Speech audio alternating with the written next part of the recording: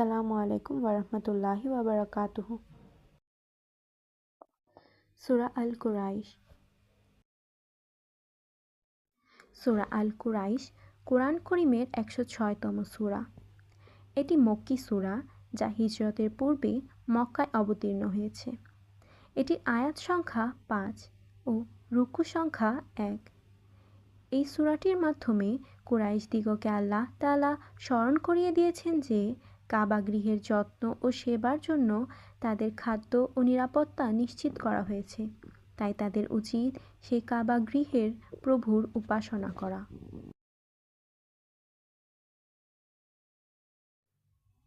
আউযু বিল্লাহি মিনাশ শাইতানির রাজীম। বিসমিল্লাহির রহমানির রহিম। লিইলাফি কুরাইশ ইলাফিহিম রিহলাতাশ শিতাই ওয়াস সাইফ فليعبدوا رب هذا البيت الذي أطعمهم من جوع وآمنهم من خوف।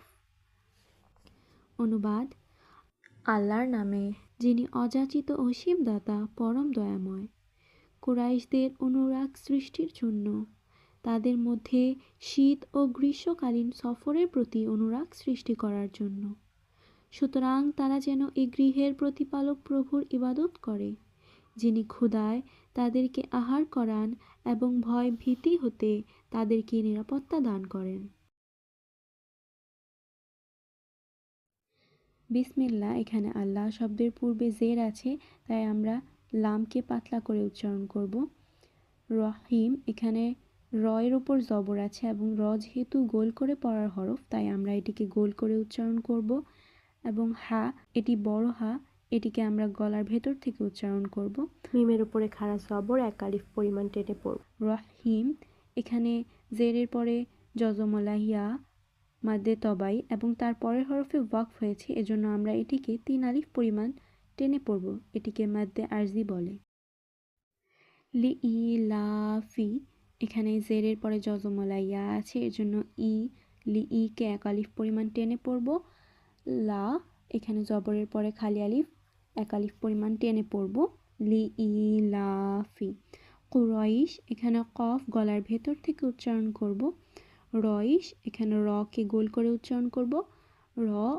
রইশ, এখানে জবরের পরে জজমলা ইয়া লিনের হরফ এবং পরের হরফে ওয়াকফ হয়েছে, এজন্য আমরা এটিকে এক অথবা ২ আলিফ পরিমাণ টেনে পড়ব। ইলাফিহিম, এখানে আলিফের নিচে খাড়া জের আছে, এটিকে আমরা এক আলিফ পরিমাণ টেনে পড়ব এবং পরের লামের উপরেও খাড়া জবর আছে, এখানে আমরা এক আলিফ পরিমাণ টেনে পড়ব।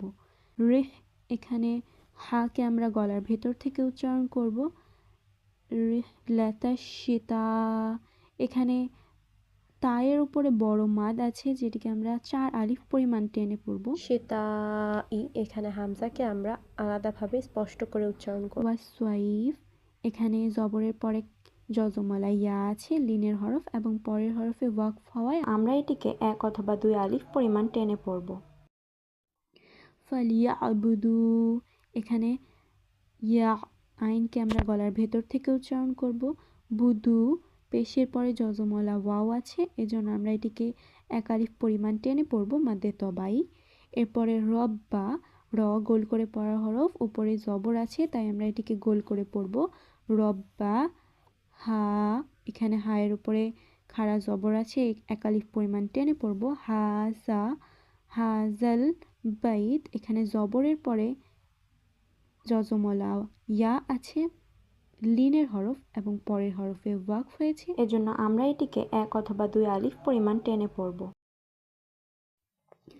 আল্লাজি, এখানে ইয়ার উপরে ছোট মাদ আছে, এটিকে আমরা 3 আলিফ পরিমাণ টেনে পড়ব।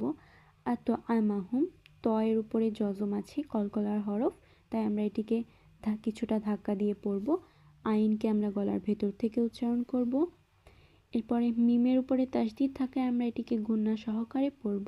আর তো আমাহুম মিং, এখানে নুন সাকিনের পরে ইকফার হরফ জিম আছে, তাই আমরা নুন সাকিনকে গুন্না সহকারে কিছুটা অনিশ্বরের মতো উচ্চারণ করে পড়ব।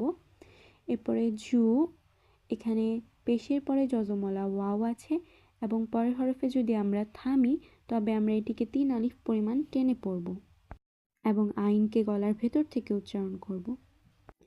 ওয়া আমানাহুম, এখানে আলিফের উপরে খাড়া জবর আছে, এই জন্য আমরা এটিকে 1 আলিফ পরিমাণ টেনে পড়ব এবং এরপরে মিমের উপরে তাসদিদ থাকায় আমরা এটিকে গুন্না সহকারে পড়ব। এবং এরপরে খৌফ, এখানে জবরের পরে যজমলা ওয়াও লিনের হরফ এবং পরের হরফে যেহেতু আমরা ওয়াকফ করছি এজন্য আমরা এটিকে 1 অথবা 2 আলিফ পরিমাণ টেনে পড়ব। আজকের জন্য এ পর্যন্তই। জাযাকাল্লাহ।